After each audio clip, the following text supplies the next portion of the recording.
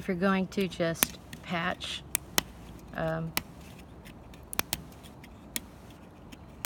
and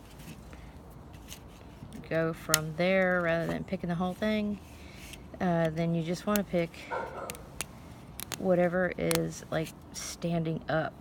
You know what I'm saying? Like, you know, you can see how that's standing up off of the surface. You want to pick that away, and anything that's lifted,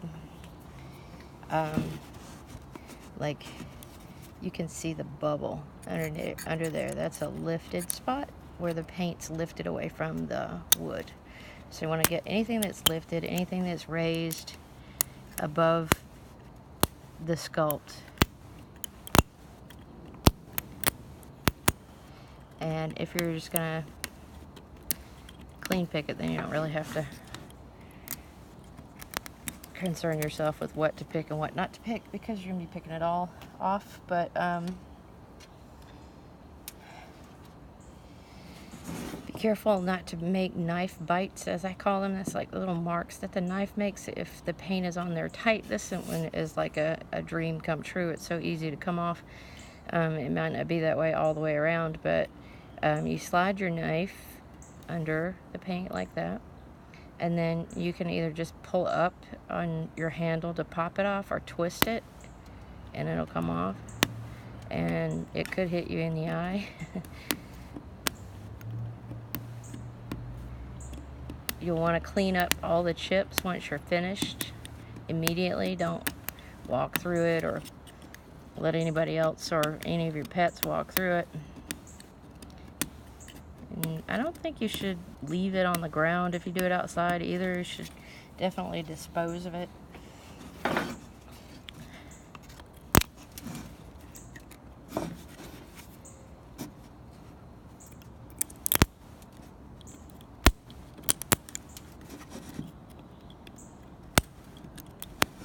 Look, there actually is a nose under there.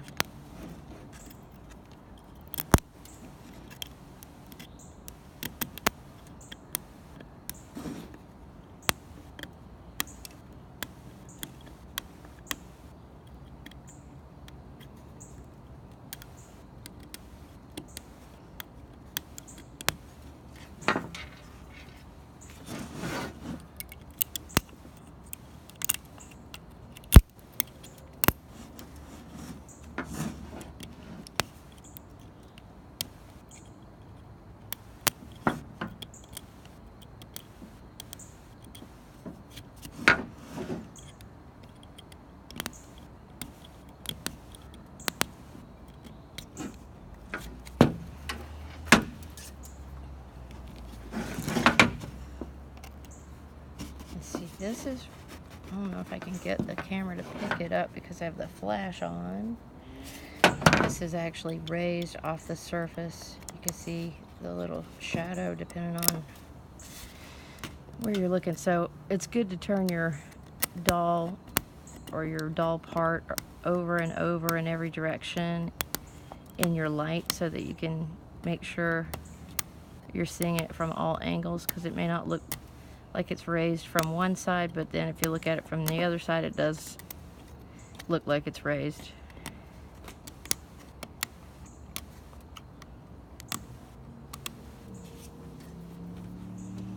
And that's true of sanding too. It may look smooth from one direction, but if you look at it from another direction, not so much. So always be sure to turn it over in every direction in your working light.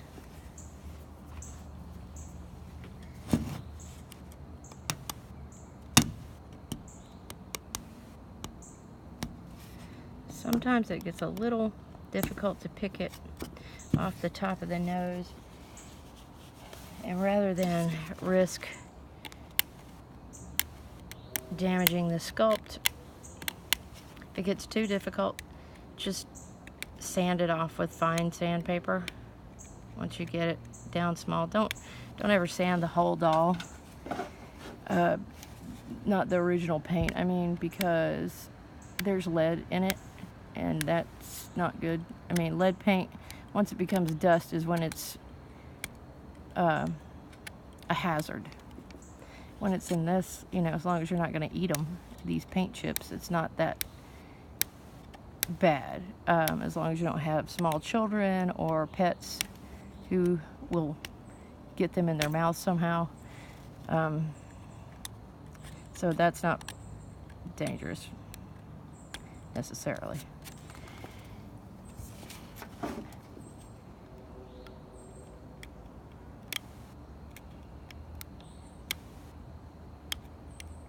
See, this is when when it starts getting to be little tiny bits that come off, it gets tedious and annoying, and it takes a long time. I hate it when a whole doll is like that, but this one is not like that all over. It's just in little spots. It's difficult. So I'm gonna skip those hard parts so that I don't waste up all the time that I have. And some people want to know why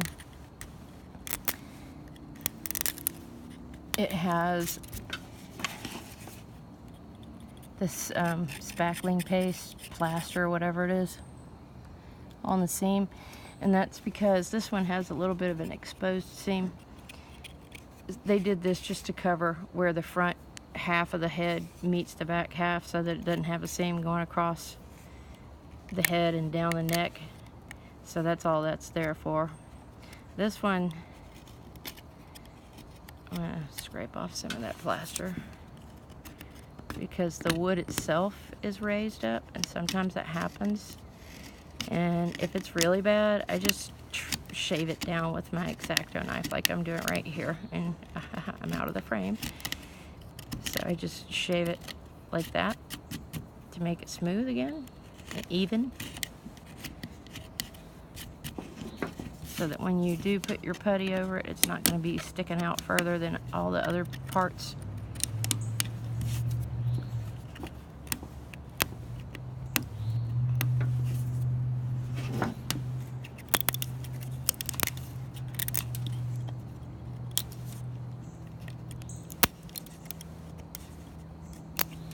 Now, this is so easy, I can't even tell you if you've not done it before or you've not seen many people do it before. I've had dolls that were so hard they broke my blade on my knife over and over and over again. So this is like a dream. And it's very quick when it's this easy. When it's hard, it could take hours to get all of the paint off.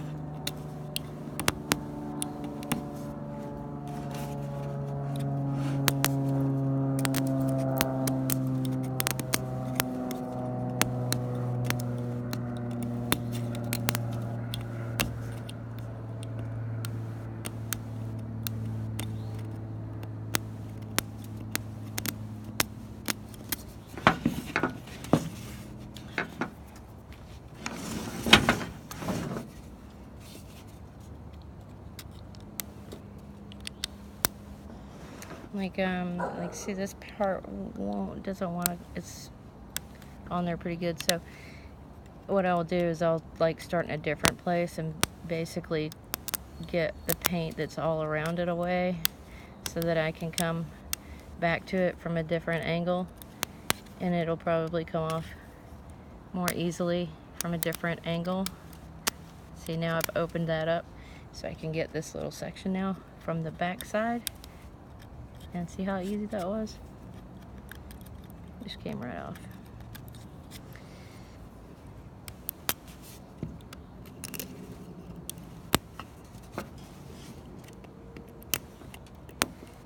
And if you're not gonna chip the whole doll, that's what I call it, chipping it. Definitely don't stop your chipping procedure in a recessed area, because it's harder to sand it true to form when it's down in there. And it's not impossible, but it's just way more effort than is called for. So I try to never stop in a recessed area unless I just have to for some reason. And there are reasons, and there's a million of them.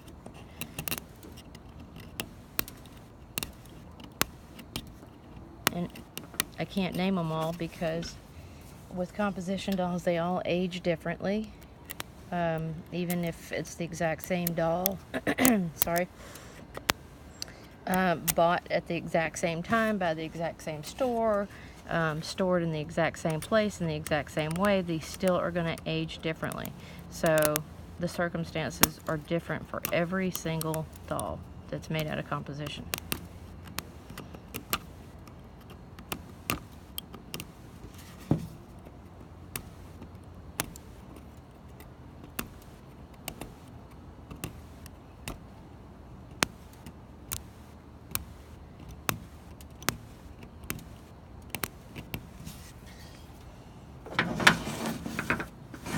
A lot of times when you pick the paint around the eyes, the eyelids, the little tiny rims are very fragile, so be very careful as you go around the eyes. You don't want to, you can resculpt it if it comes off or if it's already off. And I'll eventually show you how to do that as well.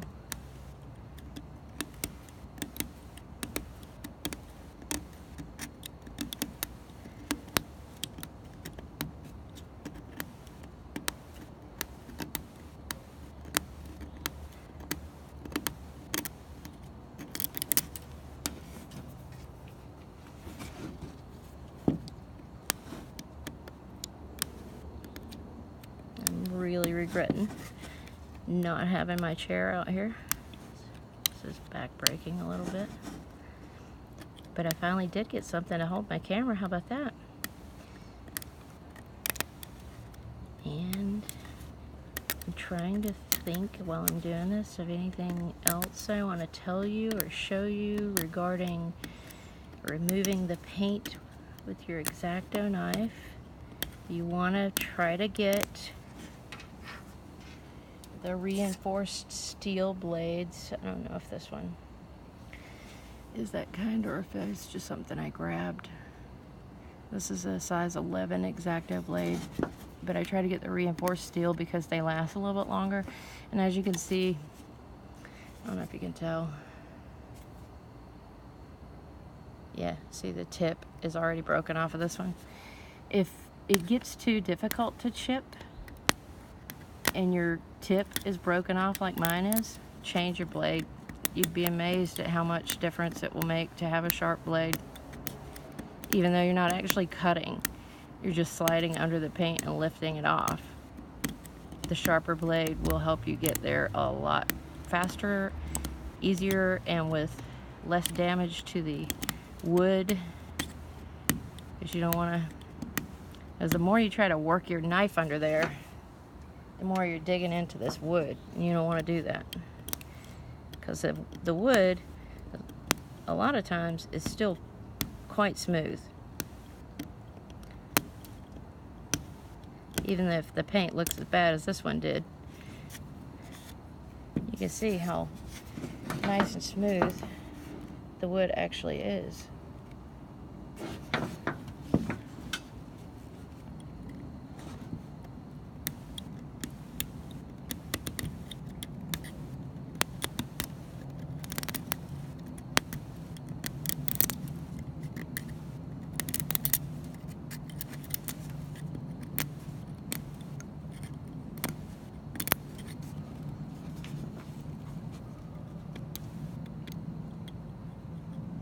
Also be real delicate around the lips and the nostrils.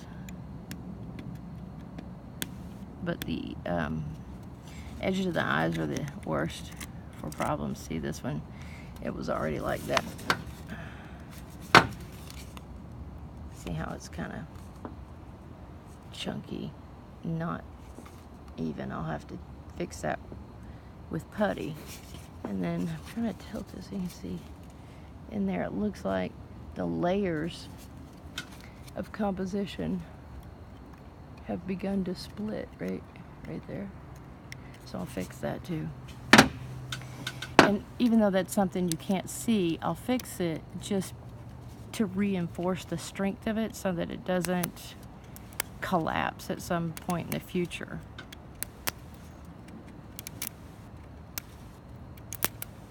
That's a structural repair.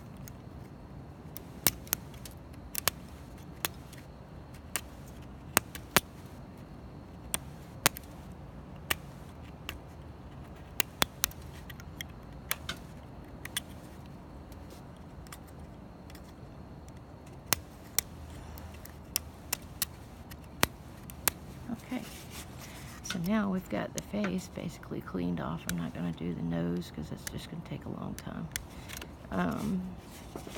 What else do we need to do?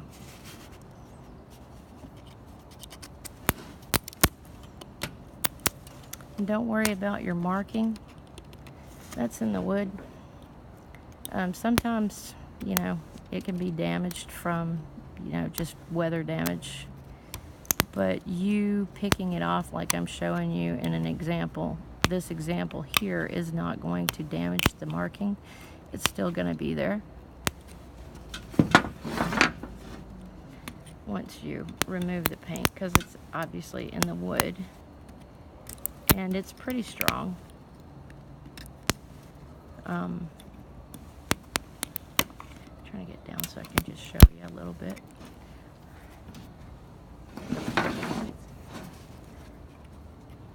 Getting inside the O's and inside letters is a little bit of a pain sometimes, but it can be done without damaging. If you use the X-Acto knife, usually a sharp one is best for that kind of work.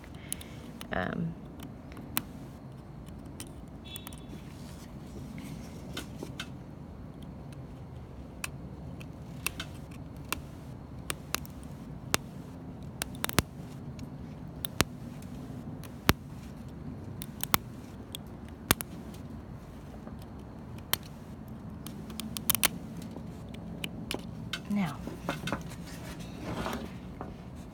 see, it's still there. Because the wood is so multicolored, it's kind of hard to tell. But I'll show you again once I have it repainted that the marking is still perfectly intact.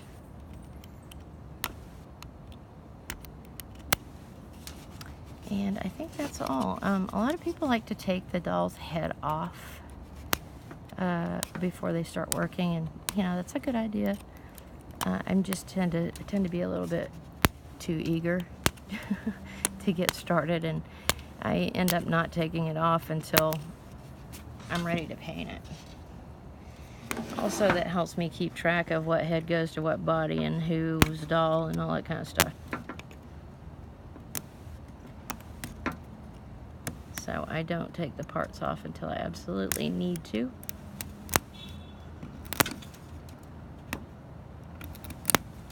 Another tricky area to chip are the fingers. I don't like chipping fingers. It can take forever.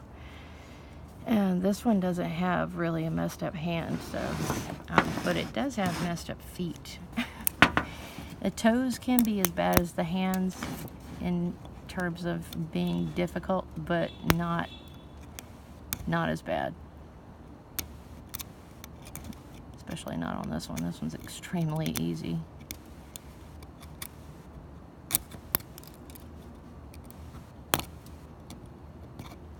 You see that all the paint is removed from the toes, and all of the sculpted details are still in place. That means like the toenails and the little wrinkle lines, the creases between each toe. And strangely enough, if you do have a toe missing, or you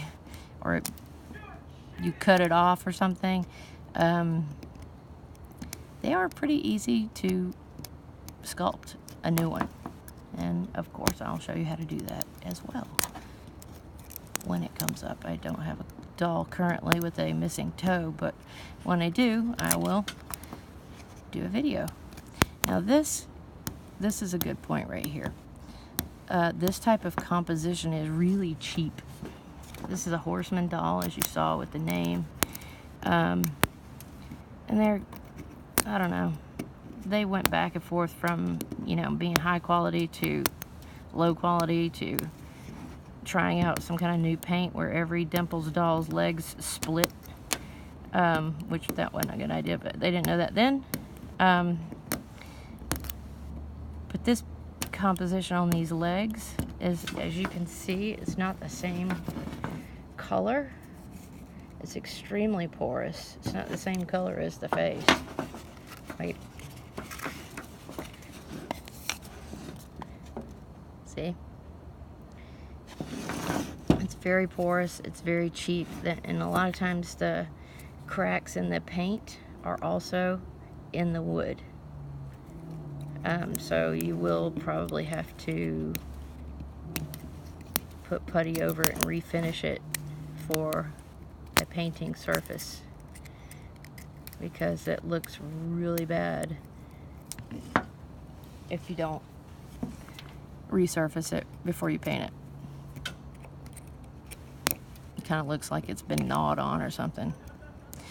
And I've been told that this kind has like food product in it, like maybe flour or something, this porous kind. And so it's very tasty to rats and things like that. And so they usually have more damage than the higher quality composition. But there's no way to know that that's what kind of composition is under the paint until you actually can see it, either by flakes being missing or chipping it off yourself, or as the case is with these arms and hands, where the paint is so thin and worn like this that you can, whenever it looks like this,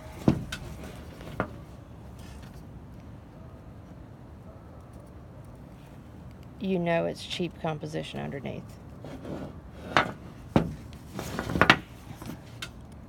This porous kind, I mean.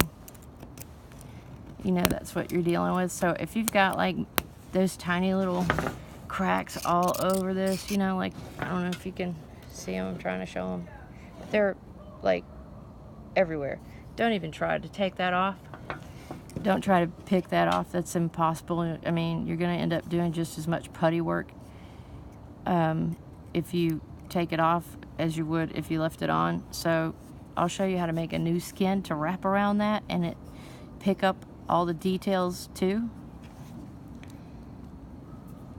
So yeah, unless there's like paint sticking up off of the surface, I wouldn't even bother chipping that off. You're just going to cover it up.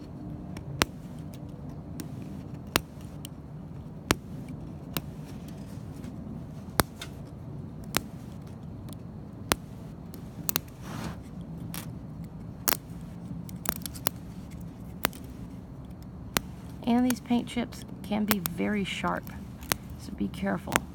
I've cut myself, I don't know how many times, on a sharp piece of paint.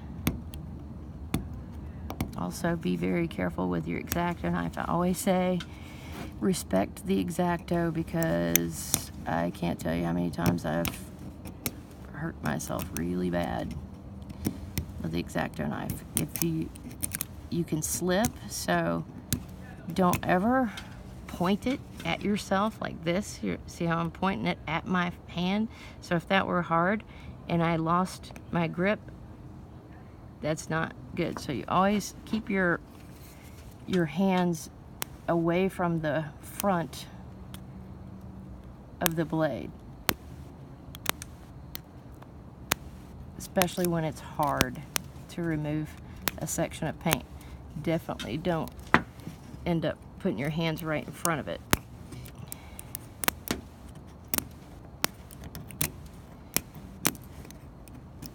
And don't do it in your lap if it's difficult. Use something hard like I have here at table, because if you lose your grip or you overshoot or something, you could stab yourself in the leg, which I've done that too.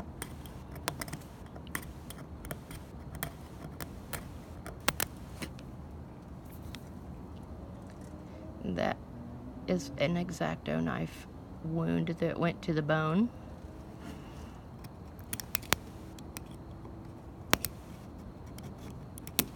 Some people use box cutters instead of X-Acto knives. I don't really know how to do that, but I guess it's just as well. I don't know.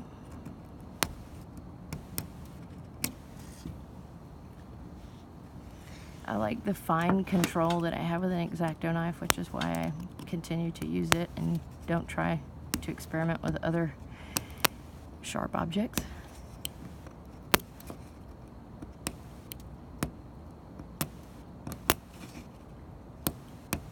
And like the only reason I'm continuing to take the paint off of these cheap compo legs is because it's really just sticking up all over the place.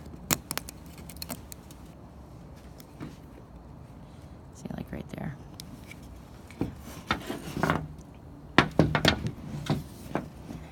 Okay, well, I guess this video is getting kind of long, so I'm going to cut it off now, and I'll see you in a bit with more